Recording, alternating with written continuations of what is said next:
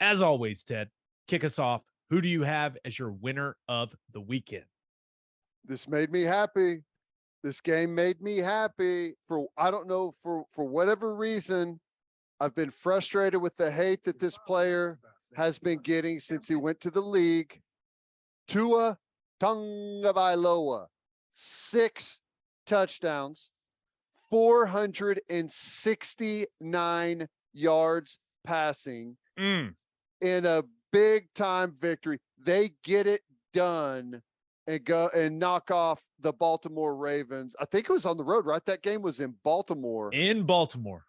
42-38, 6 touchdowns. Let's go. Did you watch the first half of that game? Did you catch any of it? I caught bits and pieces of it. Utter domination by the Baltimore Ravens. They're up 28-7 at half. And they were rolling. Lamar Jackson, people like the Pay Lamar Jackson tweets were rolling in on Twitter. And I was like, these people are right. He looks amazing. And then an absolute fourth quarter explosion for Tua. Tyreek Hill, here we go. Turns out Tyreek Hill, Jalen Waddle, guys are pretty fast. They're pretty good at football, man. That fourth quarter was, because it was all over red zone because Miami kept playing play after play after play. I felt like I was just watching that game only at that point. And I don't know. I felt good for Tua. It felt like I know. Didn't it feel like he Yes. seems like a really nice guy, but people just shit on him constantly. And he balled out in that fourth quarter. Now, you should probably also cover Tyreek Hill. That'd be a good idea, Baltimore. Don't know how you leave that guy uncovered. That's wild. But I guess they were trying to cover Jalen Waddle on that play.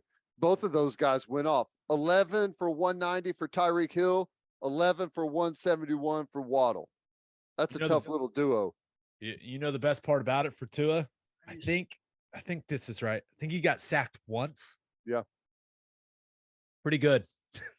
Yep. It was fun to watch, man. I felt good for him. I know. I agree. I thought it was awesome. I don't know why I just got I've got nothing invested in Tua and the Dolphins, but I've never understood the level of hatred he's gotten since he's been in the league. So I don't know. I was just happy to see him do well, I guess. I'm with you. All right. Who do you have as your loser of the weekend? Well, I had to find a way to talk about it. So I threw old Dana Holgorsen and Houston in there. KU, baby, let's go. That's a football team, man. I've been telling anyone that will listen that Jalen Daniels is an absolute beast. They just haven't been able to block for him. Finally got a little bit of offensive line in front of him, at least enough to let him breathe. And the dude is balling. I agree. And I know we're only through 3 weeks. Jalen Daniels should be in the conversation for the Heisman Trophy up to this point. And I know we're only in 3 weeks, but I don't think anyone across the country has meant more to his team than Jalen Daniels. Truly believe that. He has been awesome for them. Running the ball, throwing the ball, bringing an attitude and a confidence to that team.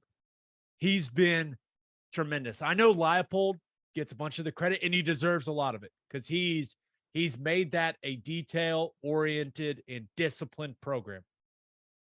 But Jalen Daniels is making it happen, man. He is one of the most fun players in the country to watch right now.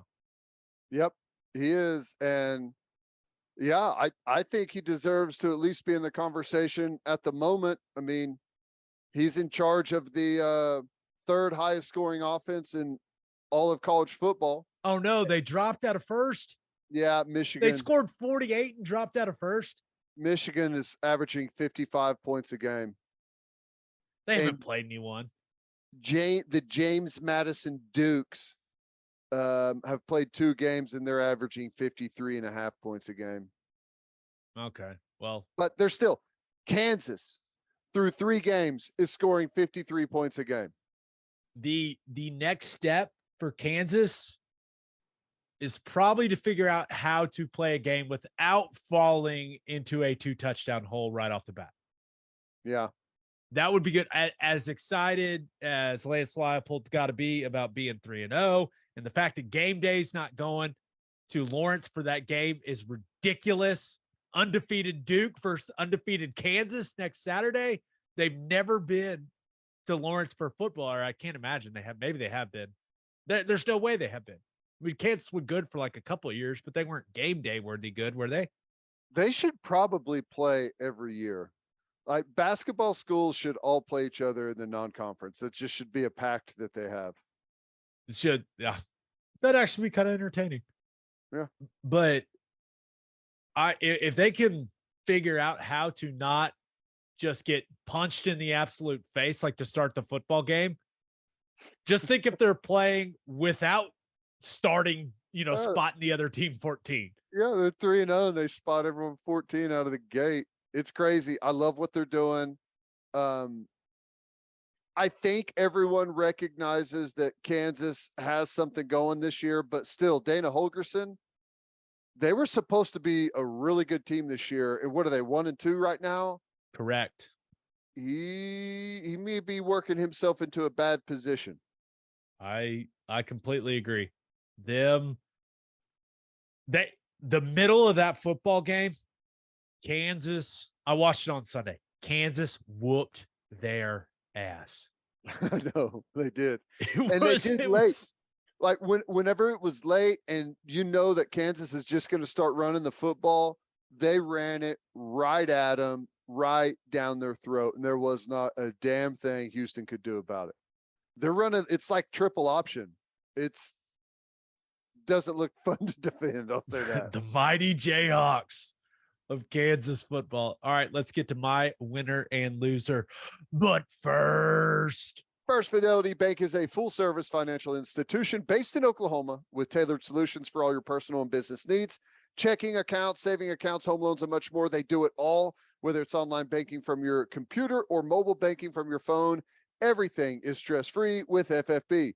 Making mobile deposits, paying bills online, and moving money to different accounts could not be easier. First Fidelity Bank provides free ATMs worldwide, making banking convenient wherever you are. They also give back to the community. FFB donates a total of more than $500,000 to local charities and educational foundations. Make your life easier and go bank with First Fidelity Bank. Visit ffb.com for more information. And if you're a whiskey or bourbon drinker, stop what you're doing, head to your favorite liquor store and buy some Balcones products. You got to grab some of Balcones Lineage single malt whiskey. It was voted one of the top 20 whiskeys in the world by Whiskey Advocate, and you'll be shocked by how affordable it is. Also, you got to snag some of Balcones Baby Blue Corn whiskey. It's made from blue corn. That's the fancy corn. And that is why it has won more than 25 awards. Last but certainly not least, you got to buy some of Balcones Pot Still Bourbon. Its big flavors make it the perfect bourbon to drink year round. Remember in 2012, Balcones Single Malt won the Best in Glass competition, beating brands like Johnny Walker and Macallan. This stuff is the real deal, people. If you love great whiskey and bourbon at a great price, then Balcones products are the only way to go. The whiskey may be made in Texas, but the owners are from Oklahoma. To find a liquor store that has it, visit balconesdistilling.com. All right, for my winner of the weekend, thought about going with the Pac-12. Looks like that conference is going to be a little more fun than we thought. Washington looked really good. Beat the hell. That was a beatdown out of Michigan State. That was impressive stuff from Michael Penix and the Huskies. USC, they end up rolling Fresno State. Caleb Williams looks good. He looks really good. That offense is humming, which is not surprising. That guy coaching them, pretty good when it comes to calling offense. Yeah, we saw that for a while. Also, Oregon smacked Michigan State. Oregon smacked BYU. Utah, of course, is still going to be right in the middle of the things there in the Pac-12. Like the Pac-12 it's looking like it's going to be more fun than we thought, Ted. Yeah. And to add to the fun, Arizona State has fired Herm Edwards. Cliff Kingsbury with the way that the Cardinals are playing. Maybe he wants that job. Perhaps. But yeah, so Pac-12 looking more fun. But my winner of the weekend, the Detroit Lions. Yeah. Because you played for him. I played for him. Dan Campbell's the man. So happy for Lions fans. Looked pretty good. Now, I know it got a little interesting late, but jump out to that big lead in the first half, 22-0 at half against the Commanders. Carson Wentz is just, I mean, God bless Commanders fans. It's going to be a long season watching that guy play quarterback. Whew, boy. But they fought back, made things interesting, but ultimately the Lions able to get it done. They win 36-27. And I thought Jared Goff was solid for them. And Amon-Ra St. Brown, that's a dude right there, man. Yep. He's going to be a star if he's not already. Like, he is putting up numbers, couple of receiving touchdowns, had that big run on the end around, just looking good. But it just brought a smile on my face, smile to my face watching the Detroit Lions win a football game, Ted. I was really, really happy. That was fun. Yeah, it was. Aiden Hutchinson is an ass kicker. What was it? He had like 3 sacks in the first half. I don't know what the tally was, but being able to watch how he practices and everything through that Hard Knocks, he is going to be an ass kicker for a while. That he's like a TJ Watt type of guy. I mean, but his arms are short. They don't appear to be. No kidding. Because he's got some moves off the edge. His motor is crazy. He's strong as hell. That's fun, man. I love seeing the Lions win. I love seeing Dan Campbell win. That's fun. Good stuff. I really enjoyed it.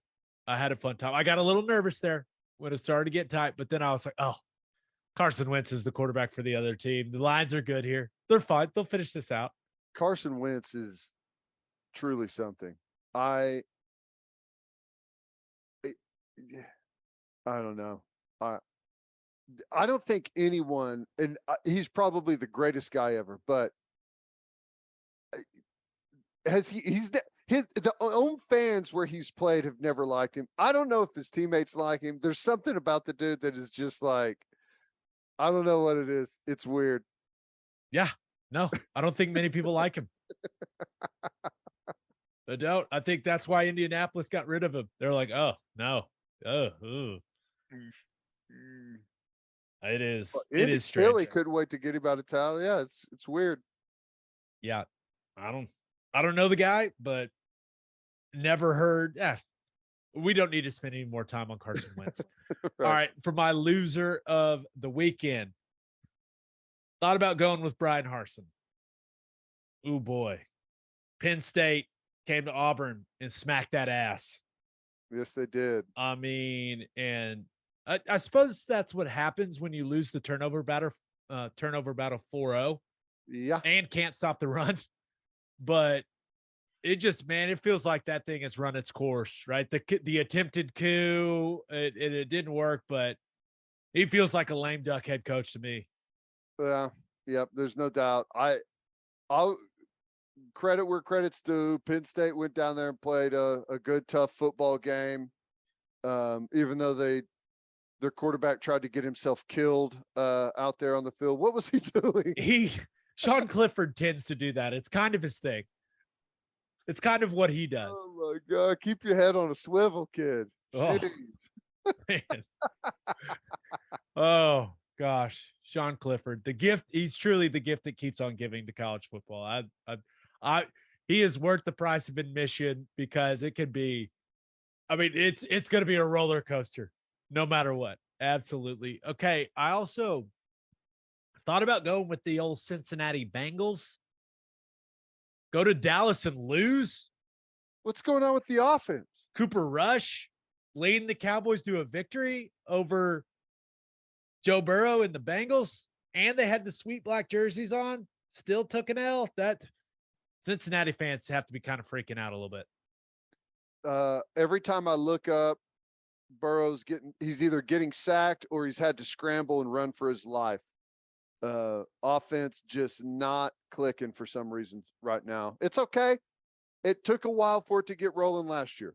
Yeah. I also thought, man, I've got a lot of honorable mentions, but I mean, we got NFL, there's college a lot football. of losers out there. Yeah. I thought about going with Troy.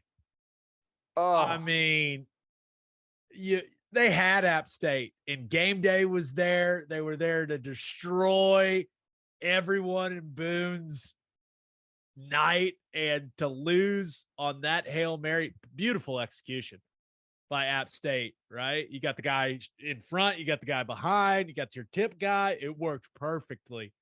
But man, Troy they were close, but I can't imagine what Boone and all those App State fans, I can't imagine what that night was like. Oh my gosh. I saw him jumping into some pond somewhere. Did you see that? Yeah. They're up in the mountains, man, just doing weird stuff. Like, I love it. What's going to happen next week? We can't wait. It's been an ongoing party out there. It's crazy. Yeah, but I ended up settling on the Cleveland Browns as my loser of the weekend. And listen, I understand a lot of people that listen to this podcast that have abandoned their Cleveland Browns fandom. I get it. But Joe Thomas, friend of the podcast, one of my favorite teammates ever, tremendous human being, got inducted into the Browns Ring of Honor on Sunday. Nick Chubb scores to make it 30-17 with 1:55 left to go in the fourth quarter. And the Browns blow a 13-point lead at home to the New York Jets, who's being quarterbacked by Joe Flacco. And I felt so bad for Joe Thomas because he's the best. Like, he's the man. And it felt like the most Browns thing ever that they would blow that lead on his day. Like, the guy couldn't catch a single break when he was playing for the franchise. They honor him, and they ruin it. And blown coverage gives Corey Davison just a walk-in touchdown from 60+. Then the Jets recover an onside kick. Then Flacco takes him right down the field against the vaunted Browns defense and wins the game. I don't feel bad for the Browns, but I feel bad for my man, Joe Thomas. That had to be so painful. And I almost texted him and was like, I love you, man. I'm so sorry. But I was like, it's probably better to just leave it alone. Joe Flacco. To Joe Flacco in the Jets. 13-point lead with 1:55 to go. Did they win last week too? Did the Jets win last week? Why do I feel like Flacco got a win last week too? The New York Jets are 1-1. They did not win last week. They lost 24-9 to the Baltimore Ravens. All right. How about that? Good job, Browns. Flacco. Just they're putting in. Joe Thomas is arguably the most popular player in the history of that franchise.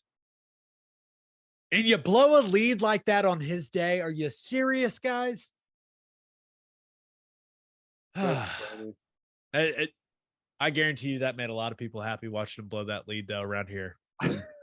I get it, but it made me sad because, and it like they sent stuff out to like if you had played with Joe Thomas, they sent you something inviting you to it. Like, I was kind of bummed. It was like alumni weekend, the whole thing. They did it big, and then they blew it like that. I was just, felt so bad for him.